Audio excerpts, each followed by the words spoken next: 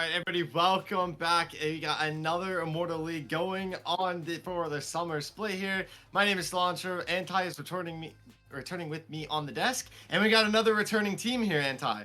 Yeah, I mean, this time around, we're seeing a few player swaps. We're no longer having a team of 5 King Conies. But welcome back, Omega, not Mario Kart this time, but Omega Yeet list. And this time around, we got our reigning champions who did not drop a single game last season until the grand finals, going up against a brand new squad. We don't have quite the same history with the Ember Wolves, but it's going to be pretty interesting to see just how things actually do break down. And the biggest question is, how do things actually work out when it comes to the drafting? But as we see right here, right, there's a lot of very expected picks, right? You got the Garen, you got the Echo, right? These are some champions that can absolutely take over games, assuming that you can pilot them well. And I mean, if you're getting past D4, you probably know how to play your champions. Hey, sometimes we've seen some interesting things happen throughout our time in the Tier 3 scene. You figure some people know how to play a champion, but then. I mean, that stage nerves. That's just kind of how it is sometimes. That is true. That is true. I mean, I would be just as nervous as them if they were on the broadcast with us. Here we can see our Mega Yeet list roster with the famous and fabled King Coney on the red guard. That may come out today. It may not. I'm not seeing 4 other King Conies though. So I'm assuming that they have yeeted the rest of them out of the roster, which is why they're calling themselves the Yeet list. But as you see, Thresh over there in the support, very fabled champion in the meta right now. I'm excited to see if that comes into play in today's match. Yeah, honestly, I'm pretty excited to see just how things actually do break down. So we're going to have to take it over to the draft to see what people actually are picking, because your highest priority champion isn't necessarily going to be your most comfortable one, but the best one for the team in the moment. I have to agree with you there. And I will say, Skarner's a thing. We'll see if that I was about to mention that. Maybe right? not one of your most fabled champions, but there's King Coney's getting banned right out the gate. But yeah, I've seen a couple bits of Skarner play throughout the Tier 3 here and there. And I don't know if that champion... Oh, there's the Echo. So it looks like so far they are going for the most played at the moment. All right, cool. So this is something that I honestly love a lot. So as someone who has played a lot of competitive before, the #1 rule when it comes to competitive isn't about scouting out what's the most broken champion on the patch. That's really important. That's rule number 2. Rule number 1 is you don't let one tricks have their champions. And that's why I absolutely love the Rengar and Echo takeaways here. You do not want to be giving these strong players their very strong champions. And there's one of those champions being taken off the table, the Talia, which we saw do a huge amount of work in grand finals last season. And Skarner taken off the table, thank God. If you've been watching any LPL, you would know that this character has been absolutely terrorizing some teams. And, in the meantime, we're probably going to be getting Ashe, might be getting some mages in the jungle, right? There's a lot of really fun things this split. Yeah, and the Cassandre already getting taken away, so we're not going to have the menace of the top lane running amok throughout our game. Sivir is going to be responding to the Ashe. I definitely like this pick. Probably the best pick in response to the Ashe right now, because they have roughly about the same lane state and scale equally into the later half of the game. Karthus is going to be picked up. You were talking about mages in the jungle here, and so far we've already got one. Yeah, so, I mean, Karthus is a phenomenal mage to have in the jungle. Just any sort of burn mage is incredible right now, whether it be in the jungle or, you could even stick it into AD carry. But here we go, another burn mage. We've got Lilia. Not quite as popular as a few of the other burn mages like Brand, like Zyra, like Karthus, but still very strong nonetheless. Nautilus means that you're not going to be able to just spell shield every little arrow that the Ashe throws out, so Sivir should have a little bit more trouble with that. And now you've got that 2v2 back and forth. I really like how these teams have been building, and now that you've got some very strong picks on the table, it's a question of what we're taking to actually round things out. Yeah, so far, we're going to be looking towards mid lane. Silaspan right out the gate is a pretty stable one. You definitely don't want to be yoinking that definitely don't want to be yoinking that Karthus or Leona ult to sway into your favor. You want to keep those in your pocket if you're the side of Omega, not Mario Kart. I almost said Mario Kart 7. If you're the side of Omega Yeetless, Jace is going to be banned out. Very strong mid laner. Could also be flexed into the top side, so they want to take that option away right out the gate. Camille, who I've heard has gotten some nerfs here and there, but is still an optimal top lane unit that does tremendous amounts of work. And that's going to be Sloppy Joe picking up that Corki in the mid lane. This tells me that this Mario Kart team is going to play to the late game, and that's kind of what we got out of them last split too. Yeah, I mean, when it comes to Corki, when it comes to Sivir, right, these are some champions that scale incredibly well. Now, my biggest question here is, because you've taken Sylas off the table, because you've taken Jace off the table, it does open up the ability to just go for a raw tank. Like, you could throw Malphite down here into the Jax, and you should be doing okay, right? Jax is going to try to keep whatever tank this could be in that side lane. And here we go. It's not a tank. It's Aatrox. King Coney just going to slam down that gauntlet and say, hey, I'm a reigning champion. Put some respect on my name. We're just going for the 1v1.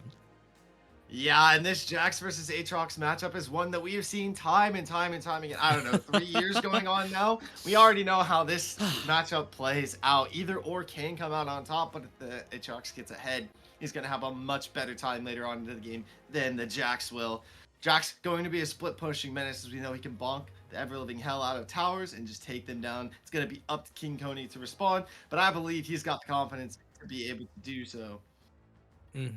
Yeah, honestly, my biggest question here is, which one of these team compositions really does come out on top? You got one rolling death ball that does pretty dang well, and you've got another rolling death ball that should be fine transitioning from the early to mid, but once it gets to late, Omega Mario Kart 7's team, I think, gets the real strong advantage. It's a difficulty to get to that point, though.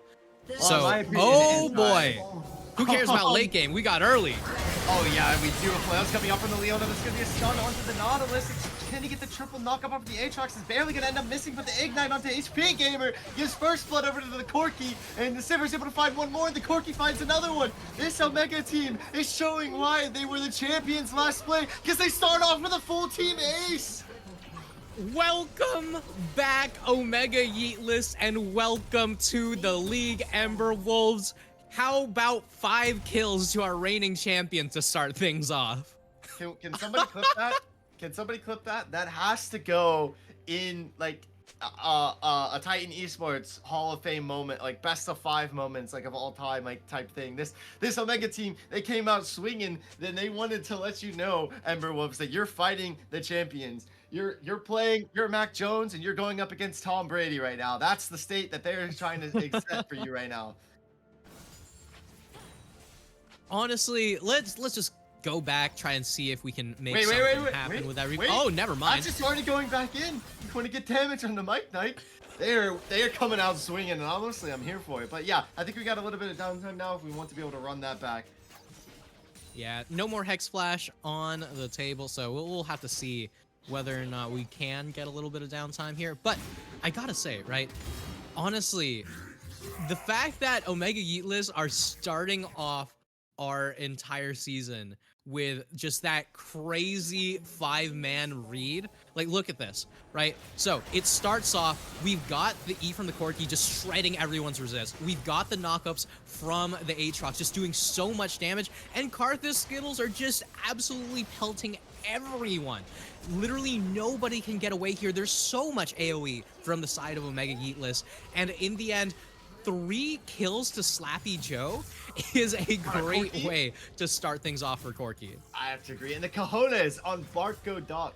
That man flashed ahead of his team to get those kills on an 80 carry. Now he's not going to have that cooldown in the laning phase here. Can get punished by Mike Knight if he's able to find some sort of hook off of the Ashe. And with those Ashe arrows coming down too. But man, they wanted to set the standard and set the standard they have, as we're not even 5 minutes in, and there's like a 3, almost 4K gold lead right out the gate. I don't think we've ever seen this before. Yeah, this is definitely a bit of a record, I would say. Now, I will say, right, so this is Sivir, right? Nothing too crazy going to be going on here. It might be Sivir Leona, but I don't anticipate seeing Sivir really doing any crazy kills early on unless we got the jungler coming down here. Nope, never mind. It's just a little love tap and walking on out. They trying to force this. Mike Knight's looking for some sort of hook. They're gonna go for the Scuttle Crab, but the roam timers can be there for Sloppy Joe, and Reeve is already in. Oh my god. They're okay to go onto Jerry. Goes forward with the flail. The sun's gonna be able to come down. The hook's gonna come on to Reeve. Reeve will end up falling. He's got the Karthus Pathos online. As Jerry's gonna be able to ignite Tick to death. Ratchet able to pick up that one. Sloppy Joe comes in onto the brush, looking for the cleanup. Is able to find Mika, and Barco Duck is going crazy. Double kill for him so far, but is traded out by the Ahri roam timer off of that TP to the bot turret. Yeah, and that teleport was great from Lost in Echoes, but I will say it was just slightly early enough that I don't actually think it was a shutdown picked up on Barco Duck. But either way, a trade kill back is a trade kill nonetheless. No perfect games here. Mike and Ike and Lost in Echoes are on the board, but there's still so much gold for the side of Omega Yeet list. I love that Slappy Joe now with the Sheen is going to be hitting so unbelievably hard, even able to teleport back into lane to get that wave into the right spot, as top lane is just going pretty dang well for the Aatrox. Does not matter whether or not Sloppy Joe and Jerry, they're going to engage on a King Coney. This man was a win con last season for this team, and maybe Ember Wolves have found a way to shut that out. Sloppy Joe, unfortunately, not level 6 just yet. Can't hit the rockets and clean up that kill onto Mike Knight. Mike Knight struggling, or desperately coming up to the mid lane, trying to get this shutdown onto the Corki into that Aria's hands. Extra 200 gold, get that mid laner back into the fight. Sloppy Joe, I know you started off very aggressively, but maybe it's time we reach the point where it's to slow down the tempo of the game. Because if you remember, Anti, this Omega team last season was very good at getting ahead, just like this early on in the game, but they made a lot of mid to late game mistakes. Yeah, I mean, what I will say, a lot of the times, from what I do remember, Omega Mario Kart 7, which was what the team was named last split, right, had a lot of times where either they would get really far ahead early, or they would slowly fall behind early and make comebacks. This is the exact opposite. Look at this. Mika has no chance whatsoever. Ratchet's looking to make these plays left, right, and center on the Leona, not even giving this Ashe a chance to be able to lane. Is already down 20 CS to the opposing laner. Lost in Echoes maybe looking for some sort of gank from the jungler here, as another wave's gonna be able to hit the tower. Ratchet able to eat that turret aggro, but it will be traded out 1-for-1 here. As Barco Duck not nearly gonna take enough damage to die the turret. Worth it, death there if you are Ratchet. Get your 80 carry Giga ahead. Getting your 80 carry super far ahead and denying so much experience is so good here. Look at this. He stopped the stun. Reeve stopped the stun on the HP Gamer, and the world end comes out of King Coney. He could tell he wants to kill, but is unable to find it, and Reeve is going to go back to farming up those grubs, but has to actually force out of it because the Ahri had a good roam timer. We're going to see an iconic King Coney flash under tower here for the kill. Maybe stacks up those Qs. It's not looking very likely. However, look at Ratchet's positioning. He's coming up. Look at it, cancel the back. Sloppy Joe, maybe one more rocket's able to find that kill. And Ratchet was unable to stop the back timer there. So no kill will come up. And actually, wait a minute. Did Karthus get a kill? No, Karthus just cast his ult. That was weird that we saw that in the kill feed. Never seen that before. I mean, might not necessarily lead to an actual kill, but first strike gold is first strike gold. Every time Karthus hits that R button, that's a lot of gold going into those pockets. I have to agree, and that's what Karthus is going to be doing, as he's already going to commit the Grandmaster at Arms. HP Gamer feeling like they have the advantage, but two more players have shown up to support this top laner of King Coney. It might not be 4 more King Coneys on the field this time around, but they sure as hell are playing for a King Coney this match around, Anti. Yeah, they still have their tried and true team synergy here. That's the biggest thing that this team has over so many other teams in the league. A lot of other teams, right? You got very strong players, very strong individual plays. Yes, the team play is obviously going to be there. This is some very high level League of Legends, but no one has the same kind of cohesion that this Omega squad has been able to put together. Everyone's always in the right place at the right time to cover everything it is that they want their teammates to do. And look, Sivir Ultimate already engaged. Yeah, they want to take Mike Knight out of the fight. That's a front line take, and it's already gone. Livia's going to get stunned up, unable to proc that Lullaby ultimate, but the Charm's going to be able to come down onto Ratchet after Ratchet lands the flail onto Jerry, trying to flash away, but is unable to find it, and Barco Duck doesn't have the flash, but it re-flash forwards for that one. Lost in Echoes is forced to use the Spirit Rush to be able to get out of that fight, and I believe the Dragon was picked up from Ember Wolves throughout all of that chaos, though.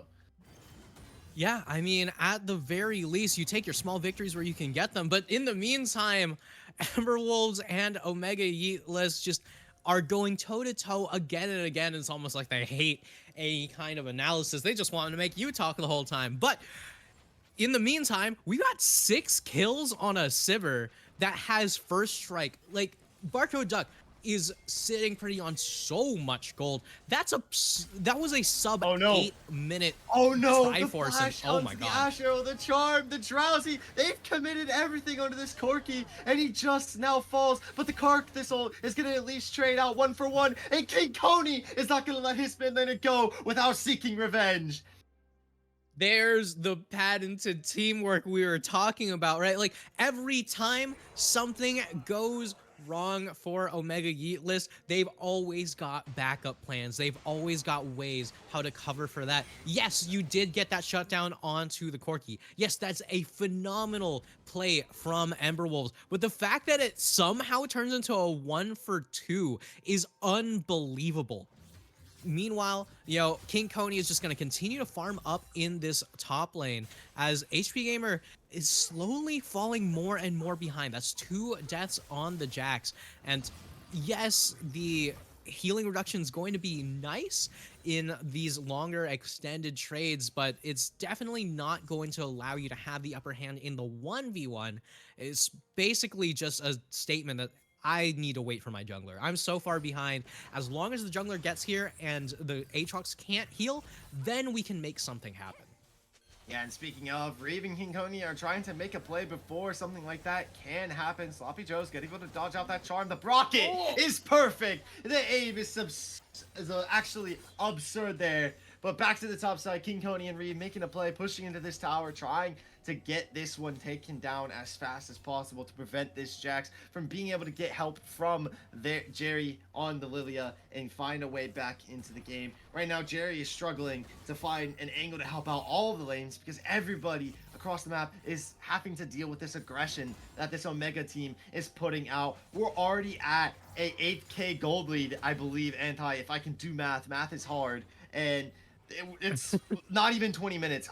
This could be a world record fast game if Omega can keep this up. Yeah, maybe, but look at this. Infernal Chains land, the triple knockup. Can he find it? No flash online, so cannot go under the tower. I believe he's going to shove this, get flash online, and he's going to go for it. 100%. 100%. But in the meantime, Karth is just going to go for those Void Grubs. We are going to get a 6 Void Grub game absolutely from the Omega Yeetless. Like, there's no chance of even getting close to this, but oh my god. Jerry comes up, the World Ender, the Ash Arrow, it is able to land. King Coney has fallen. They are landing these ultimates left, right, and center to get these picks. Package over the wall. The Karthus ult's gonna be able to come down. Is the burn damage gonna be nearly enough? One more rocket. Oh, goes to sleep. Sloppy Joe is able to find one. Flashes out. HP Gamer flashes towards him. He finds two with the help of Reeve. Can they be able to find more? Mike Knight's next on the list. Ignite's gonna be able to tick him down there. Sloppy Joe gets traded out, but his Karthus able to find it. Yes, he will. Into the bot side. It will be Micah falling next. This bot lane turret yet will be the result of that kill and those kills across the map. And the lone player standing Lost in Echoes is looking like they just don't have any idea what they can do right now. Like, the Ahri just pushing that mid lane, you know, just gonna try and build up to that pass for the Faker skin or whatever, but it's just so little that it seems that the Ember Wolves can do against this squad. Just Omega Yeetless always in the right place at the right time. And right now, yes, you can get these kills back onto King Coney, onto Slappy Joe. And yes, the trades are always going to be positive for you because you're so far behind. But the biggest thing about these kills, right, is not that the kills give you gold. Kills giving you gold allows you to get Oh these no. objectives, and none of these objectives are quite working out.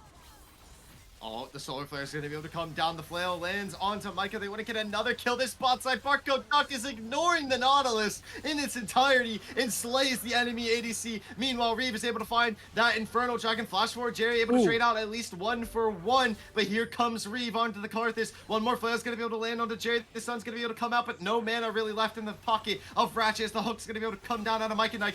Can they be able to win this one out? No, it's a shutdown for Jerry on this Lilia. Might be able to find 2. Meanwhile, King Coney, the Infernal Chains land. One more auto will be able to do it. Can he get it? The one on his proc. The turret is 1 HP, and he is able to find it.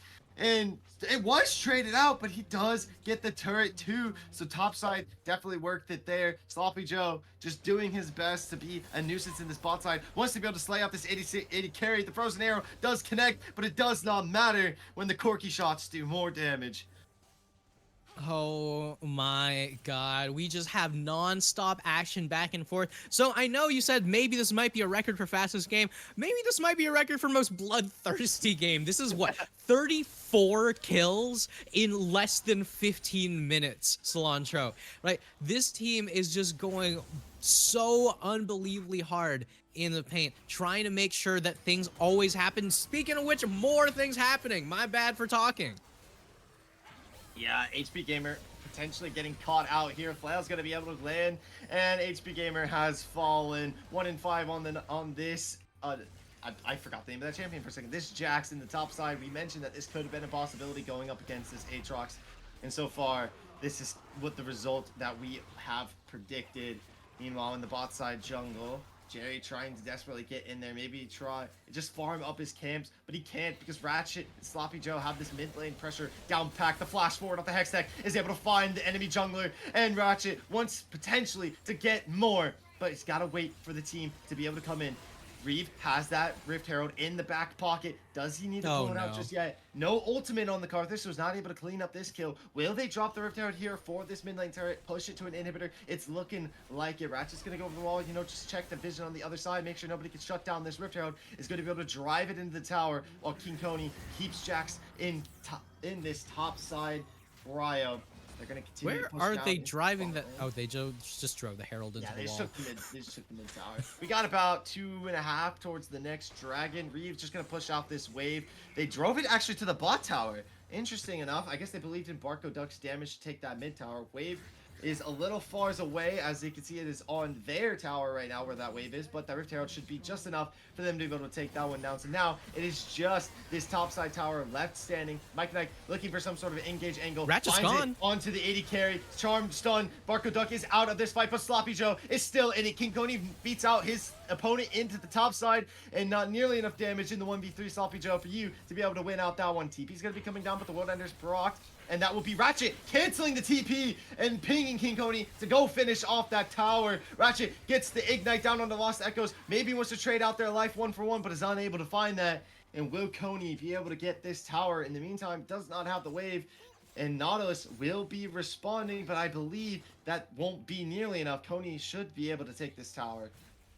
Yeah, I will say, a lot of this, honestly, a little bit troll from Omega Yeetless, right? The reason why they lose that fight is because Ratchet just drives the Herald just completely past the fight entirely, just leaves his teammates completely behind. But big props to Emberwolves recognizing that and immediately punishing, right? One of these teams has already ridden this game off as a win, and the other is still fighting for their lives. First game on stage, first game in the split for this team, and Emberwolves, I will say, are no slouches. Yes, you fell behind early. Yes, Omega Yeetless have found so many ways to get these objectives every time a play's attempted to be made, but there is zero neglect for any of the fundamentals from Emberwolves, as right now it's just Mike and Ike's just trying to get on out of here. Yeah, not really much you can do there. This tower is not going to be long for this world either. Who flashed? Reeve flashed? Interesting. Maybe tried to flash over the wall. But yeah, this It tower was a is gonna flash be for a next to W. fall. A flail into an Ash Arrow. The Solar Beam does able to come down. King Cody's gonna engage off that with the World Ender. Gets the knockup on the HP Gamer. Wants to trade out onto the Jax. Is not able to find it just yet as Jerry's able to slay Barco Duck. Ash is laying these arrows down on the King Coney. HP Gamer has fallen. He gets 2 for 1 auto there. Reeve caught in the jungle with Jerry X is gonna go golden. Reeve ticking down with no HP. The burn damage not nearly matched out on the Karthus just yet, while King Coney is just 1v2ing right now. Lost in Echoes and Mike Knight. Do they have enough damage to be able to slay out this life stealer of the top side? Coney can go over the wall into Mike Knight. Wants to be able to find one of them. They're trying to spread out as much as possible. Charm's going to be able to land. And he's going to be able to stack those Q3s once again. Goes over the wall. Mike Knight flashes. He flashes back. What? 1 Q. And he's able to find it. 2 Qs. He finds Lost Echoes. He's able to use the Spirit Rush to get out of those Infernal Chains. That's a crucial ultimate out of the game now. King Coney gets caught out Cilantro, by which Ash. side of the map is King Coney on? Does he understand that he's supposed to be a red side champion? Right? Like, what in the world? They're just going straight on in again and no, again. the Infernal Chains, and it's a double kill for Reeve coming out of the Karthus ultimate. Sloppy Joe going forward, has one more rocket in the back pocket, wants to snipe Lost in Echoes with it, but cannot find it. And where the hell did Ratchet come from? I did not even see the support coming in from anywhere. Mike and Knight is gonna get burned to a crisp as Sloppy Joe cleans up the Ari and the Nautilus, and this is looking like it's going to end up being the game. King Coney feels like he knows it, procs the World Ender, pushes this wave under past the inhibitor turret, trying to burn down Sloppy Joe. Jerry trading out at least one, but Barco Duck bringing in the mid wave. That 80 carry is going to start hitting those Nexus turrets sooner rather than later. Jerry trying to make a play here for the Solar Beam. Is going to come down. The Ignite ticking away onto this jungler. Will end up falling. Reeve is coming in for the cleanup as well as King Coney is just handling HP Gamer like he handled in the early game. It's a triple kill. Can't Barco Duck go for that pentakill early on in the game? He's going to be able to proc that spell shield as Lost in Echoes uses Spirit Rush, but the charm goes wide onto Ratchet. Barco Duck trying to channel these W's across the minions and onto the players. You can see that he wants Lost in Echoes. He's gunning for it. One more Q, maybe able to find it. He does. It's the quadra kill. Give him to him, King Coney, and he gets it. It's the full pentakill in the first game of the season. Somebody respawned, so it might not even say it to us. It's a full ace. We're going to give it to him, though, here on the broadcast. And holy, what a game from this Omega team as they come out swinging in game number 1. 42 kills, and they ended in 20 minutes.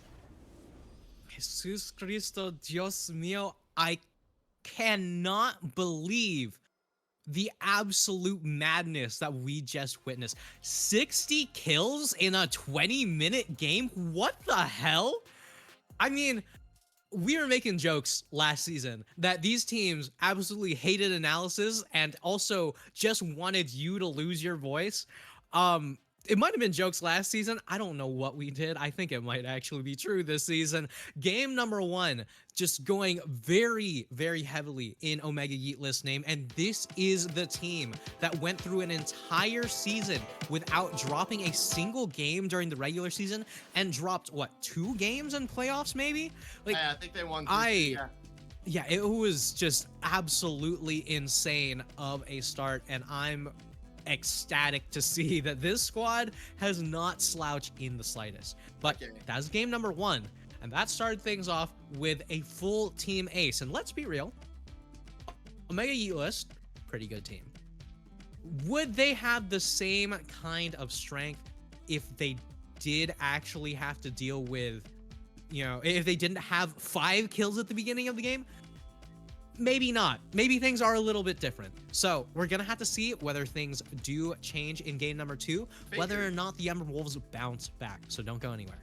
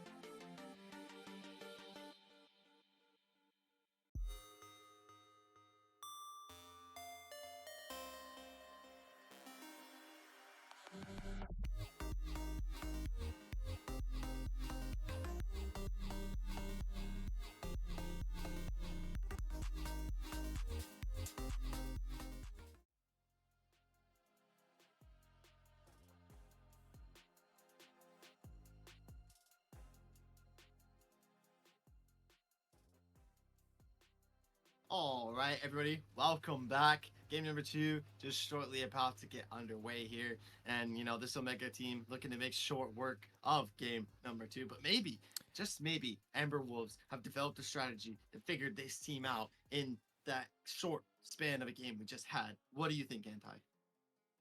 Cilantro, what the hell was that game one? Like, we can talk it up as much as we want. Like, yes, Emerald Wolves honestly saw a lot of mistakes from the Omega Yeet list team and would capitalize on those mistakes again and again. And yes, they were getting a few comeback kills here and there, but none of those kills would turn into objectives. Every single time the Omega Yeet list would drop some kills here and there, not only would they get return kills, they would be getting objectives from those kills. And League of Legends is an objective-based game. It doesn't matter how rich you are if you don't actually take down some objectives with it. And Omega Yeet list made use of that gold every single time. So, I mean, going into that, both of those team compositions, I honestly loved a lot. Right? There was a lot of understanding as to what's good, what makes sense, what the enemy team likes to make work, and what we can make work. So if you took me before that game, just put a blindfold on my eyes and said, these are the champions, I'm not telling you who's on what team, I wouldn't be able to tell you which of these compositions actually comes out on top. But there is one thing that might help you out with knowing which of these compositions comes out on top. That would be pro comps. Cilantro, could you tell me a little bit about that? Well, pro comps is something it loves with creating champion pool creations. You have unlimited customizable champion pools for individual players and teams. Also develops its own custom tier list. Players are allowed to personalize tier list, what champions they are good at, what champions that they are not that great at, as well as interpret that against the current meta, as well as it has live draft recommendations for those of you who are out there looking to start a tier 3 team and wanting to get into a league like ours. Pro comps can act such like a coach for you, essentially, as it provides real-time advice and data during your drafts, acting such like a virtual coach. And it's super user-friendly and accessible, easy to use. It caters to all levels of league players. Me, who can never get out of gold in League of Legends, I would love to use pro comps. Maybe they could help me support my way out of the ever so ADCs that are in the bot lane in low elo. It's also free availability, completely free. Don't have to pay for anything at all. So why don't you guys go ahead and check out pro comps today, and we'd love to see how you draft, say, in our league someday. Matt, $3 like for completely free is the absolute best price, is what I'd say, Cilantro. I mean, not having to pay for something that so many people use and is so helpful, not just to your own League of Legends gameplay, to your drafting, but also to the stream, right? I mean, thanks so much to Pro Comps for constantly helping us out for everything.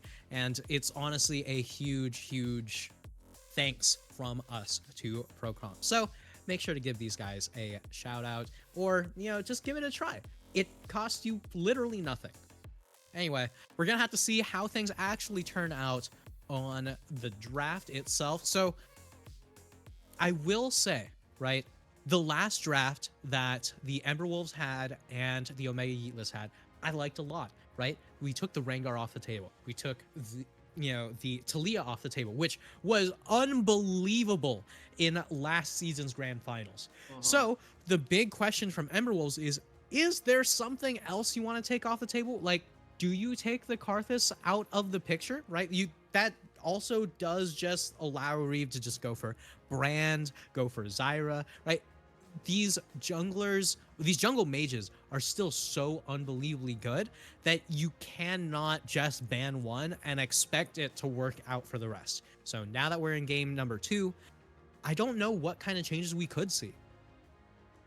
I have to agree with you there. If I was going to ban anything from last game, Ember Wolves already opting for the Talia ban.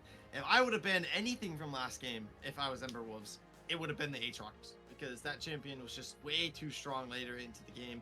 You ban out the Corki, I feel like that's just a little bit of a bait ban. That champion is kind of a coin flip, whether it gets super strong early on or not. You definitely. I mean, when he's got 3 kills at the beginning of the game. Yeah, he just got 3 kills. I think you win the coin flip. He doesn't do that all the time, so it's like that's not worth banning out.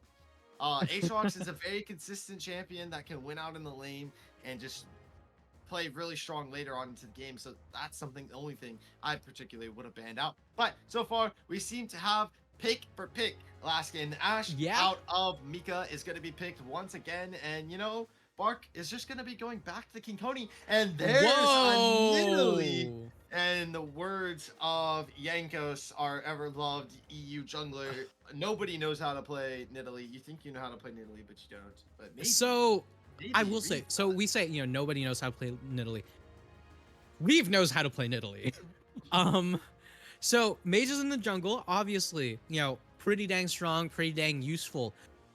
Nidalee is one of those champions that doesn't actually benefit a lot from the burn items, which is why mages are so strong right now. Like, you know, you could use those burn items on champions like Azir, who put out tons of DPS, on champions like Brand. Meanwhile, Slappy Joe throwing down the Yone, that might not actually be the Slappy Joe, that might also be a King Coney. So you're still leaving that draft very nebulous, and because of that, you can't pick anything like an Aatrox to try to take away, because you could just slam the Yone as a counter, right?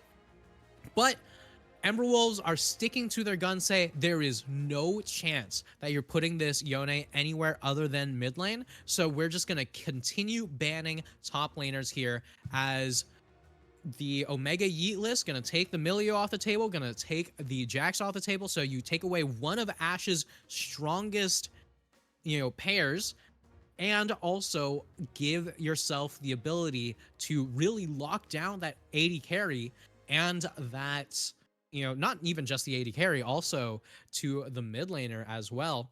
But is this a Poppy should make top? it. This is a Poppy top. Oh, this could also be a Nidalee a top or a Poppy this- support. nah, Like this squad isn't quite locked in just yet. I There's doubt that no you way. would save the support for 5th pick. I agree with you there, Anti, but I don't know, man. This feels like a Poppy top coming out of King Coney. Is that a but- Kench top? Just slam a set. It's Just a put the Kench Poppy in top? support and slam set. I can't stand. I'm sorry. I want to be as unbiased as possible. it's a I Poppy cannot support. stand set it. Never doubt me again. Never doubt me again, Cilantro. Look me in the eyes. Oh, Tell me I was wrong. we're in the LPO, baby. We're in the LPO. Ooh, baby. All right. So we could also see something crazy like a Nidalee support, but it's likely going to Nidalee be the support Poppy would be support. And wild.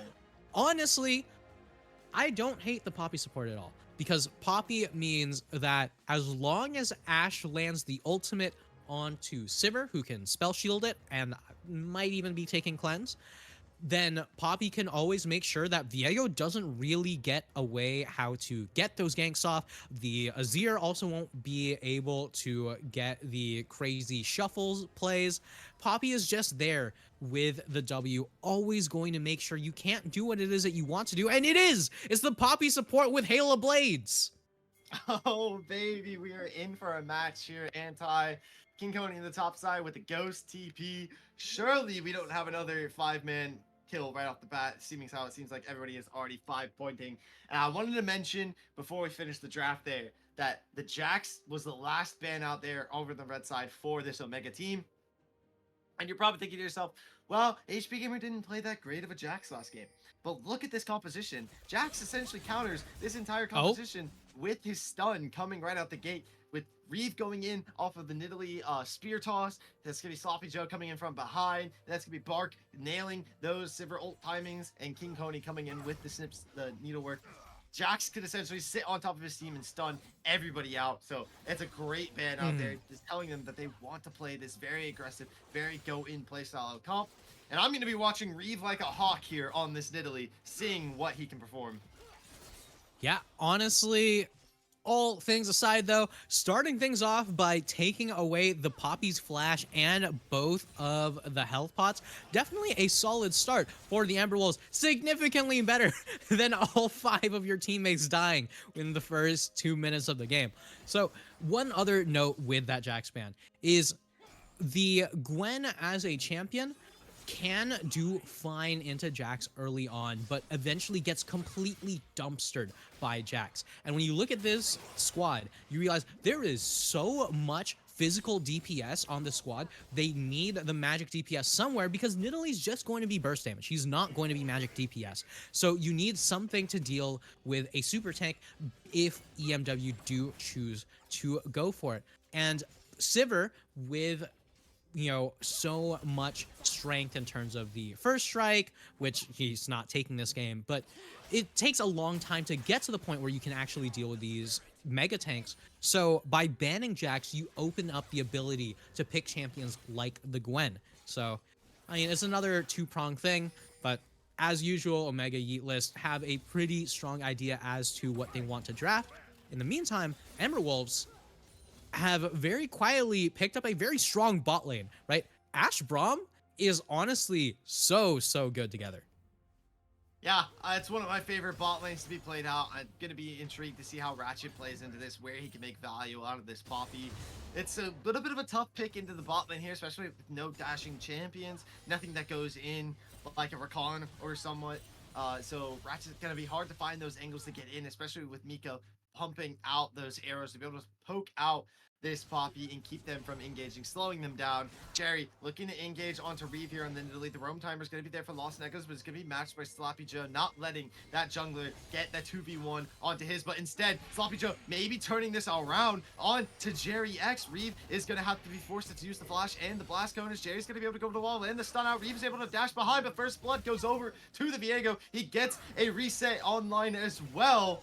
And can they pick up more than one potentially? Bark is able to roam up, maybe trying to find the kill onto Lost and Echoes. The flash is available if he decides to go for it. Flashes for it. And can he get the cleanup? Ratchet is there for the meantime as well, as we have a little bit of a delay. Oh, and it will be a turn onto Jerry. Ratchet able to find one. It's traded out. 2 for 1 though. 2 for... Yep, 2 for 1 so far. Lost Echoes. It's still going.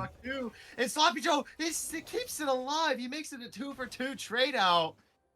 And oh my lord, these teams want to fight, and Ember Wolves want to show Omega that they have early aggression. The teleport. Oh, it's just the tower. It's not gonna be able to find anyone. I don't know. Reeve's still chasing here.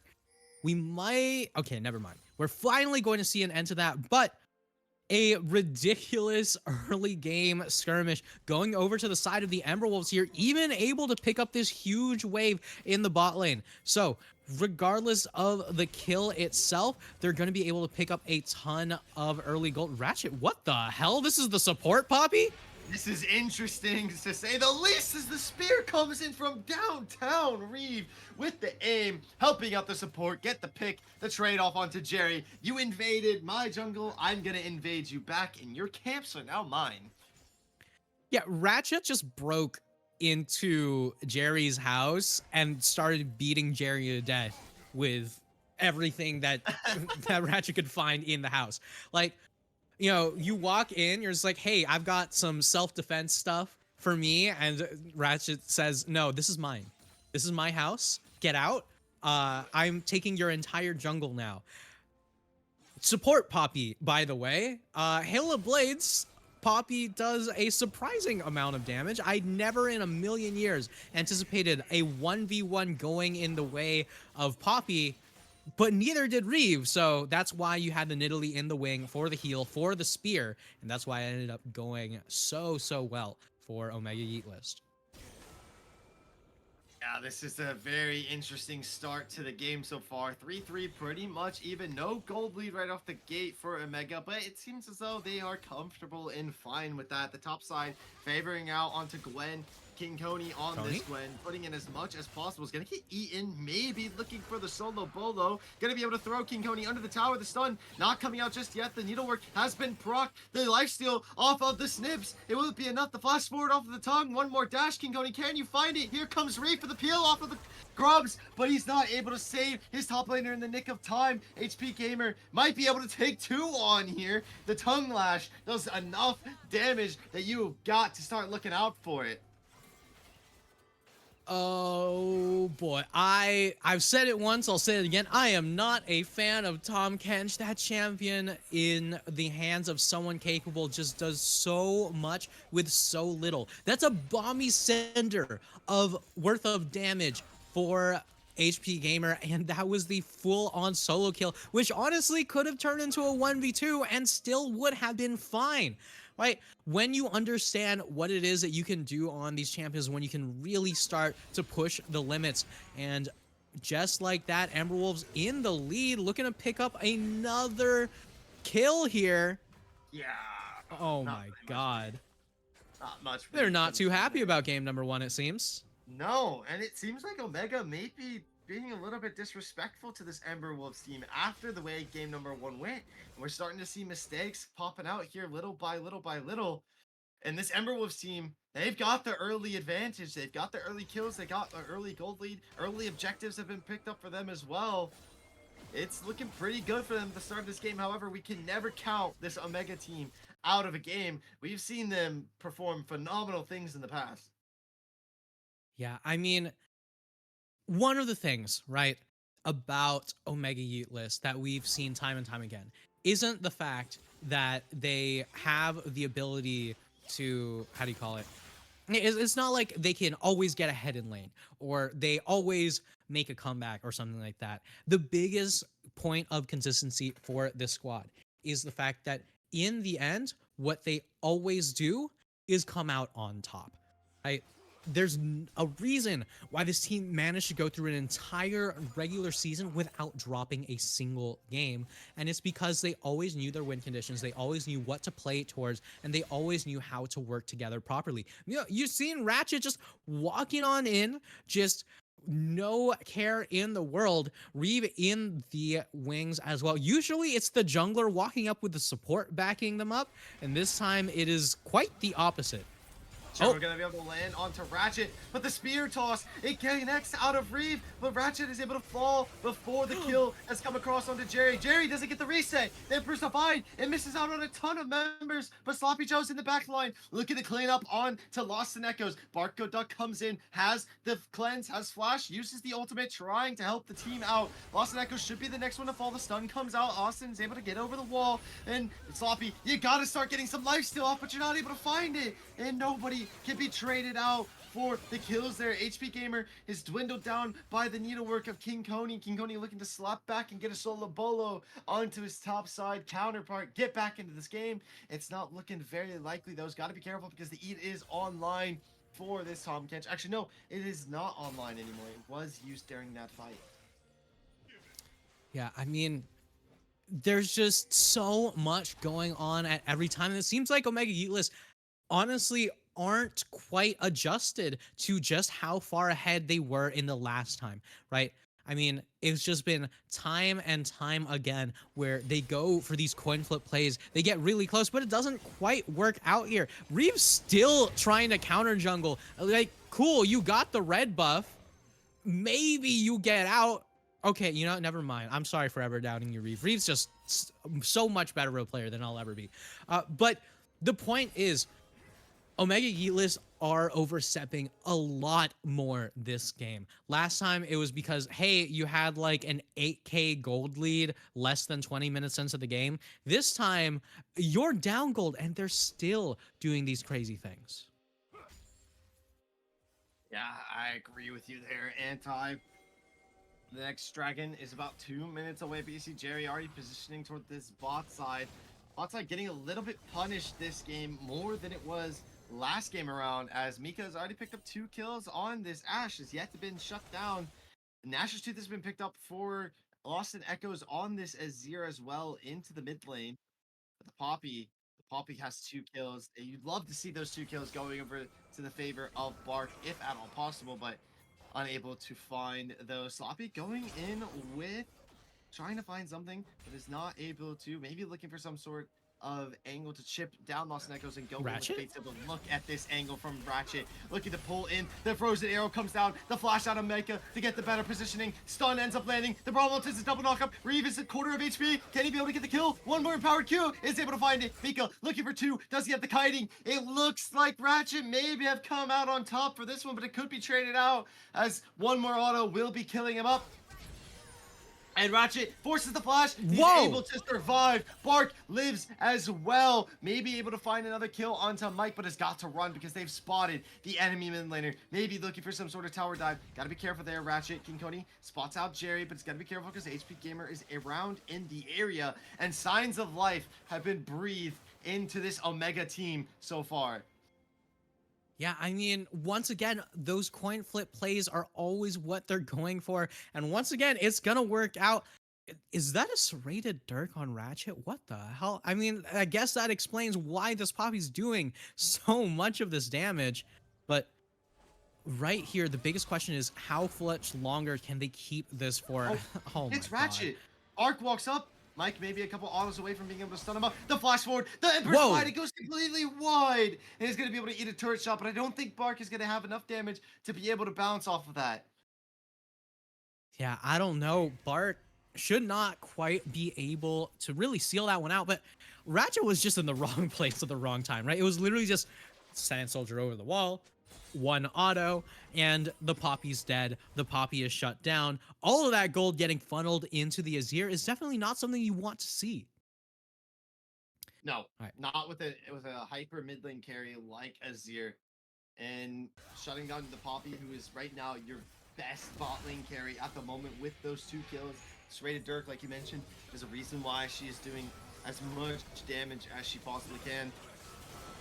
But what, like, the state of the game, Anti, is just like Ember Wolves came out swinging, and it feels like this Omega team is just kind of like with their picks and with their play right now, like they come in like expecting an easy fight, and this Ember Wolves team, no, they want to take it to them. They want to take it to the champs and prove their worth. Absolutely. I will say I'm not getting any visuals right now, so we're gonna have to see as to whether or not we can fix that one up real quick. All right.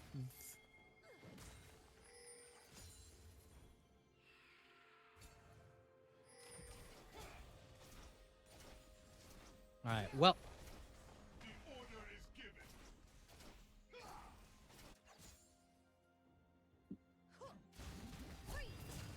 So, Cilantro, I will say, right? This game has been significantly more wild than the last, right? So, here we are. I believe we're back.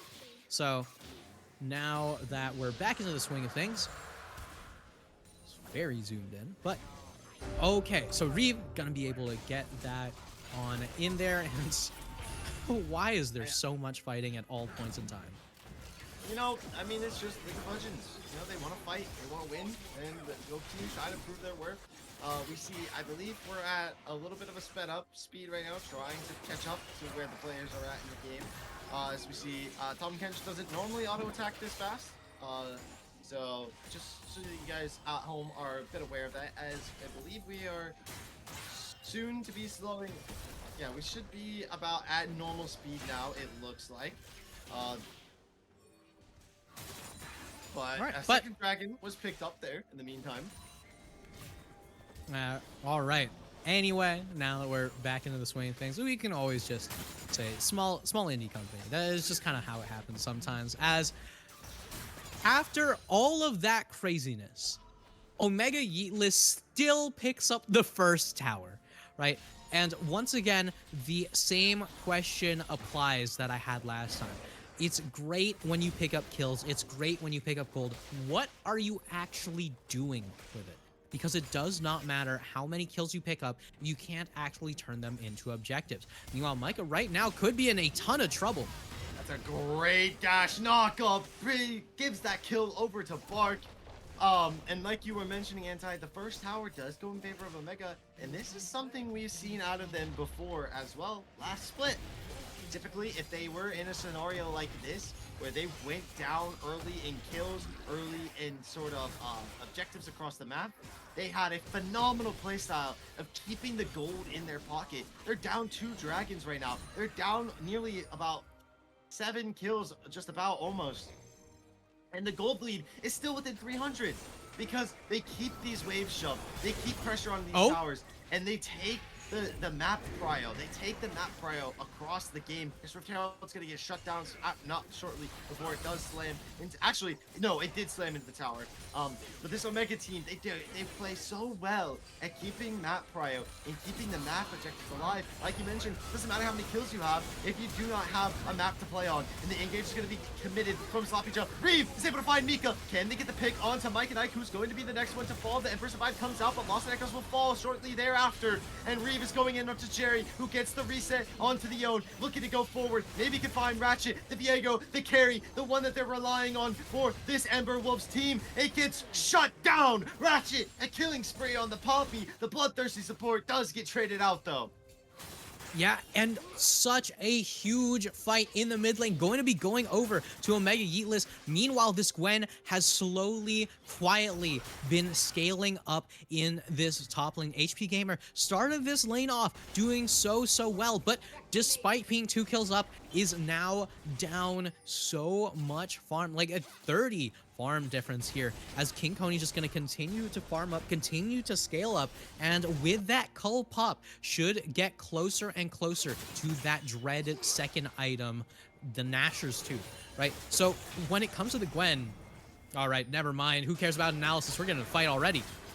Yeah, Needlework is going to be able to come out, and you got a 1v2 here, King Coney. If you want to stay alive, Ghost is proc, but you're going to eat a boulder to toss in from Mike Knight, and it will be the Ash coming in with the frozen arrows to help solidify your fate. Speaking of fates potentially being sealed, it's a great knock up into the spear toss, gets flashed out, but Reeve is gunning for it. He wants it, he gets it, but he might trade out his life especially for it. Maybe trying to give the kill at least over to the the turret. The Azir didn't even get the kill. That's wonderful for Omega.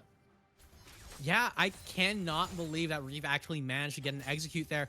It is before Dragon spawns, but with the Nidalee, with the Death Timer, should be able to be back in time for that. So right now you're seeing Omega Yeetless just set up tons of vision around the area, want to make sure that they do not just drop this dragon for free. Yes, you drop the first 2 dragons, but it's fine as long as you get the next 4, or at least enough to keep your opponents from getting them. This game is absolutely going to be lasting longer than the last one that we had here, as Omega Yeetless is going to continue to try to crawl back into the swing of things. Now, 1,000 gold ahead.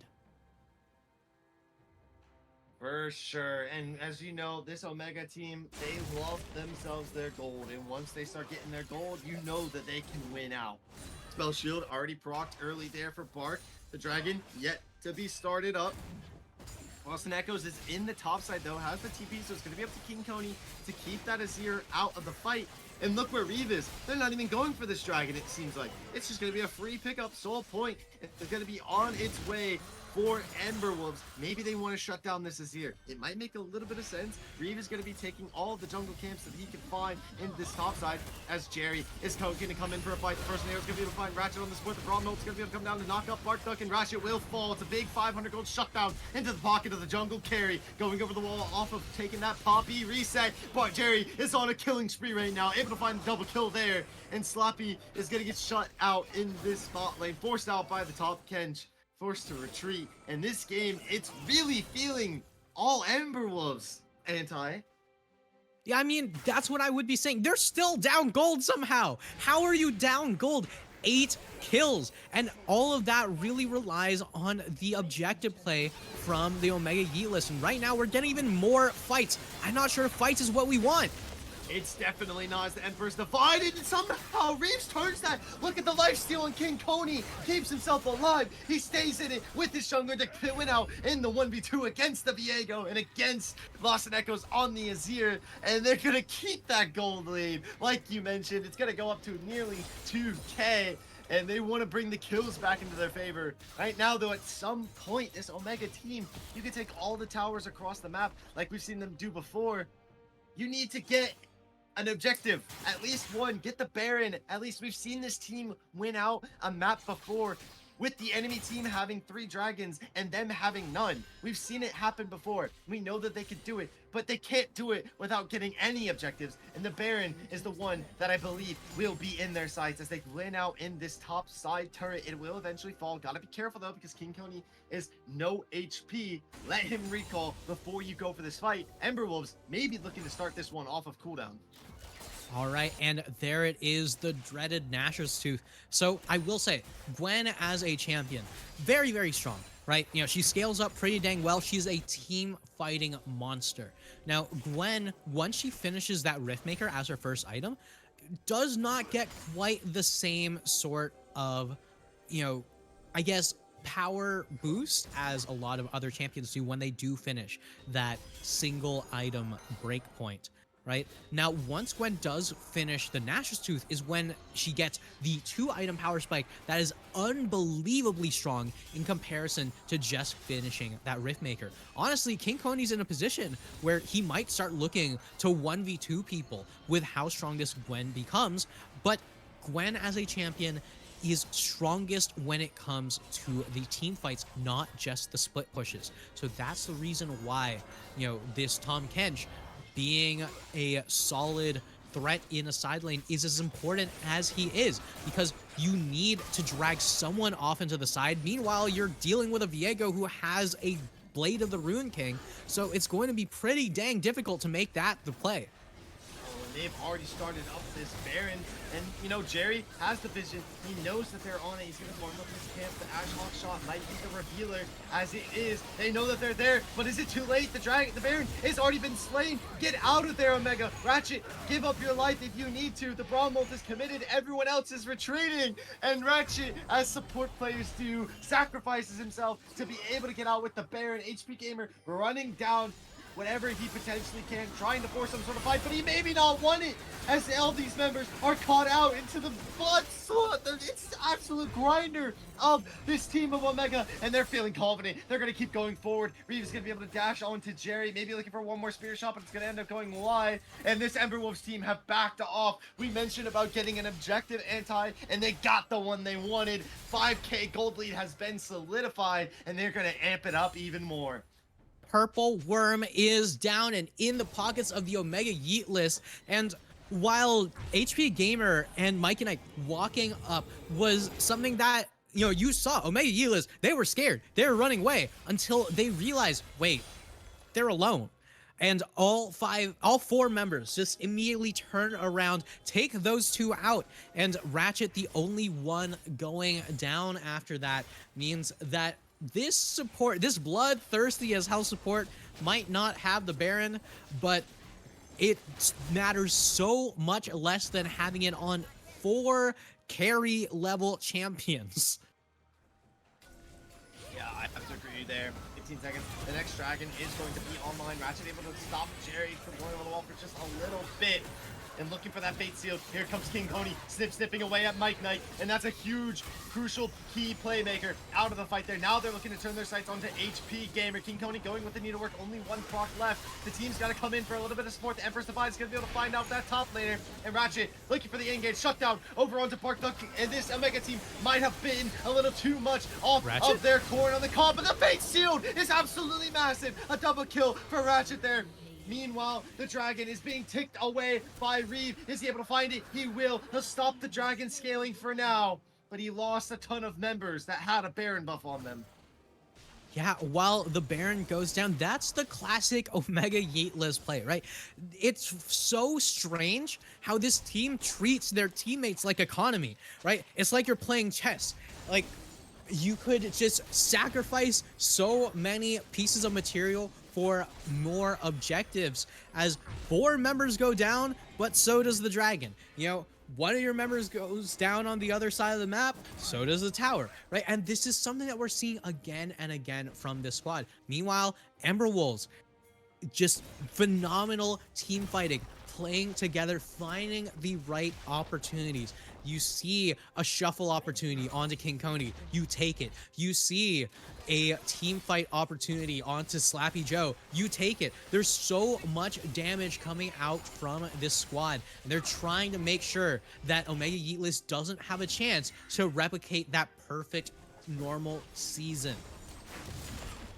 I agree with you there, Anti, but this Omega team, they're not out, and they're not going to go out without a fight. Still a 4K gold lead in their pocket, and they're looking to try and find any sort of angle, any sort of mistake that this Ember Wolves team will make. They're not making many of them, though. It seems as though Omega right now is making the brunt end of the mistakes. The towers, they're already being forced into their mid lane, and with the passive there of this Azir, he's going to keep putting up towers to keep the wave prio on that tier 2 mid lane, and that's going to open up both the top and bot side objectives for their soul point, for their soul point dragon, and for that purple worm.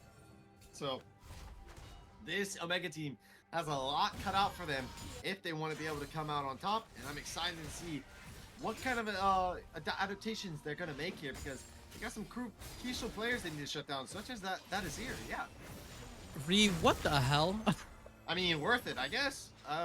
Reeve has been on this red buff so many times throughout this entire game, right? There's still a farm lead for the Nidalee because Reeve is just, with zero regard to his own safety, just constantly walking into Ember Wolf's jungle and say, hey, that's mine, I'm gonna yoink that, and walks right back on out.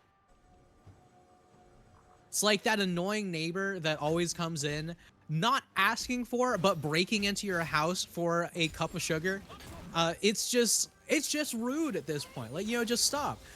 Honestly, the biggest problem is the fact that they're breaking in to begin with, but Reeve just does not seem to care, and no matter how many locks, no matter how many wards that the Ember Wolves are putting down, not a single one of them seems to be catching or stopping this Nidalee. I agree. Well, this Nidalee is a glass cannon. She goes in off of a spear DOS. She can get blown up instantaneously. And that's something that this Ember Wolves teams know. This Viego and this Azir, they're putting out chunks of damage. They're putting in the work, putting the team up on front. They're being the front line, putting the team behind them. Well, HP Gamer is just tanking as much as he possibly can. But the next purple worm will be up in 30 seconds. The positioning already there for this Omega team. They've got the vision. They've got the players. And King Coney going to be a little bit late to the fight, but it does not matter. He's got the TP online. Probably going to look to try and draw someone out into this bot and or mid lane, make it a 5v4 at pot and give his team as much of an advantage as possible. Yeah, right now we're seeing Coney is just going around to as much farm as possible, trying to just funnel as much gold into himself as he can to try to pick up that death cap ASAP. Meanwhile, Ember Wolves say, hey, we understand what Coney is trying to do. What if we make something happen, right? Force the Gwen to join a fight right before the death cap actually gets finished up here. So right here, they're trying for something in the mid lane, but catching a Sivir is pretty dang hard. You can't push the waves into her. You can't really stun her, right? There's just so little that you can do. And King Coney, in the end, gonna be able to pick up a full tower for that hesitation. Yeah. He was able to make the play anyway. Now it's just Tompkins trying to keep him from recalling, maybe force his team up into that Baron fight. Baron is already looking like it has not been started, but the positioning is already there. TP's coming down to the Tompkins. She's not going to get spotted out by King Coney, but he'll TP in after getting that death cap online. There it is. There's the play potential here. You see all the members of Omega. They're pushing into the rush. The death cap has to have been spotted out, and they know 10 seconds until the Ocean Dragon. The teleport. They have to come down. HP Gamer gets caught out by himself. Can they capitalize onto the Tompkins? Where's the flash out already? And meanwhile, stunned up onto Ratchet. Ratchet's gonna be able to stun up the HP Gamer. But here comes King Coney into the fight. The Fate Seal is a triple knock up. The Emperor's Divine is gonna be able to shut out multiple members. But it does not matter because Omega is coming out on top. And it was the death cap out of King Coney that helped solidify the team ace wipe of Ember Wolves. This team is coming back, and they come back clawing. And it might be some sort of potential game-ending angle here. Maybe not finishing the game off just yet, but they have the capabilities to get this inhibitor turret. Maybe even with King Coney's damage, they can go for the Nexus turrets. Wait for that wave to be shoved in. Bark Dog is going to be able to clear out these waves. 1-2 snips away from the Nexus turret falling. Coney going for the next one. If possible, the Nexus will not live long after. Mika, it's up to you. 5 seconds until you're up. Can you do anything? No, you cannot. In a stellar flip of a dime fight, it was one item that made a difference and one player who came in clutch. And Omega takes the game 2-0, but not after Ember Wolves made them a little scared. Yeah, I mean, Ember Wolves played so much better in game number 2, right? Just capitalized on so much more. Omega Yeetless just throwing away a lot of opportunities, just not quite ready to adjust to game number 2, where instead of having a ridiculous lead at the beginning of the game, this time they had to make another one of those comebacks that we've seen from them time and time again. But the fact that the Ember Wolves forced them into that position in the first place is telling that not only is Omega Yeetless maybe not the same kind of indomitable team that we've seen before, but Ember Wolves are not a team to slouch on. And that last fight, that death cap, not just that death cap, that needlework from King Coney, just triple needlework onto multiple members of the team was so much damage. In the end, you know, that Gwen just turns that fight so fast off of that one big item power spike. Ember Wolves had a very strong showing, you know, come game number 2. Game number 1, I honestly think, you know, that start, very unlucky, very rough welcome to the league. But you know, it's not like they didn't try. And every single game, every single opportunity was taken by the Emeralds to try to claw their way back in. But in the end, the Omega Yeetless gonna be top in the standings to kick off our Immortal Week 1. Yeah, what a game it was. And I'm excited for game number 2 next week. Don't know who we have playing just yet, but if you follow us on all of our social medias, you can even potentially join our Discord. Hint, hint, if you know, talk to the right people, you will be able to know who is playing when and who is playing what. But I believe that's going to do it. I don't think there's a Friday game, so we are going to be the end off for the week here. Want to give a big shout out to Chris, obviously. You know, you saw his face on the logo of this Omega's team's logo. You saw his Discord face, his Discord profile face. So shout out to Chris. Huge shout outs to Loki Bear for being one of our observers here today, as well as War Eagle on production. Always love to give our producers a shout out for the hard work that they do. And thank you guys, everyone that came out and enjoyed the stream. It was a banger of a game, and we hope to see y'all next week.